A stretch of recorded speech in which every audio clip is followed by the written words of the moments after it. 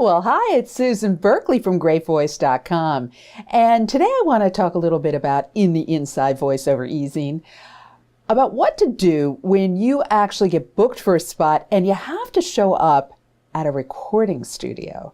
Because these days, most of your recording is done at home. So, you can kick back, you can dress in sweats, you just don't have to worry about what I call recording studio etiquette.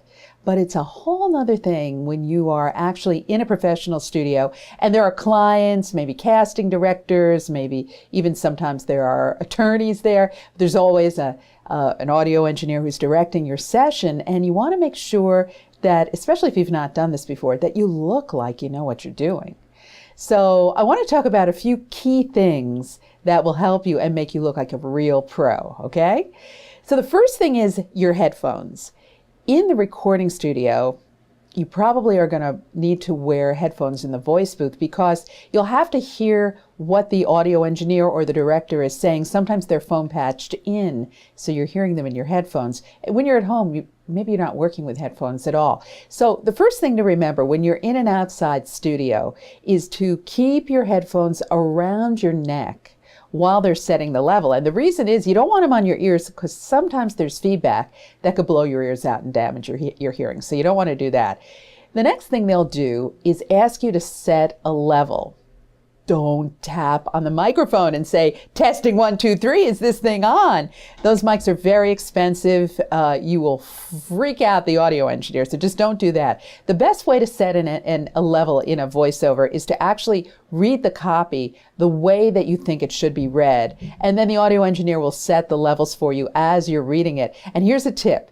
Read from the middle of the script. That tells the client or whoever is listening to you that you're just testing, that this isn't the way you're actually going to be reading the spot because you're not warmed up yet. You haven't been given any direction. So read it from the middle of the script. The next thing is if they leave you in the voice booth, because those are soundproof rooms. If you're in there, sometimes they'll say to you, hold on a minute. They'll talk to you over the talkback, which is a button they push so you can hear them in your headphones, and they'll say, hold on a minute. And you'll see them, their lips moving, they're talking to the client on the other side of the glass. You don't know what they're saying. And it's very typical and very common for a new voiceover artist to think they're talking about you and they don't like what you're doing. That's not true. What are they doing? They're probably ordering lunch. So don't freak out, just wait there patiently, and sooner or later they'll tell you what they want you to do, give another take or whatever. It's very common when you're in the recording studio that they have you read it again and again and again.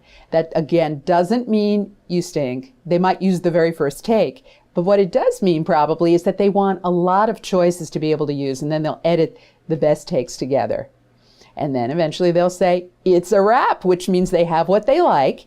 You'll walk out of the voice booth. You'll wait till they listen back and they say, we've got what we need. You thank everybody. You exchange business cards and maybe have a few copies of your CD, copies of your demo.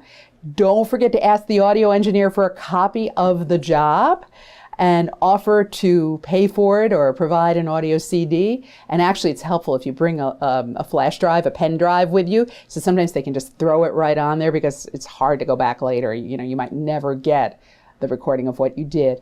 But then that's it. You now have a customer. You've recorded professionally in the studio. It's so exciting. And that's why we hold our voiceover boot camps in the studio, professional studios. And I'm so excited because coming up March 15th, 16th, and 17th, we're going to be down in beautiful Clearwater, Florida at Clear Track Studio for a 3-day voiceover bootcamp recording studio immersion experience. My co-instructor is going to be Adriana Davis, who is an award-winning producer of voiceovers. You're going to spend 3 wonderful days with us if you hurry because we are almost sold out. Everybody wants to go down to Florida this time of year, and everybody wants to work in Clear Tracks with us. So give us a call if you're interested in that. Speak with Bill, but I would love to see you and meet you there in person. See you next week.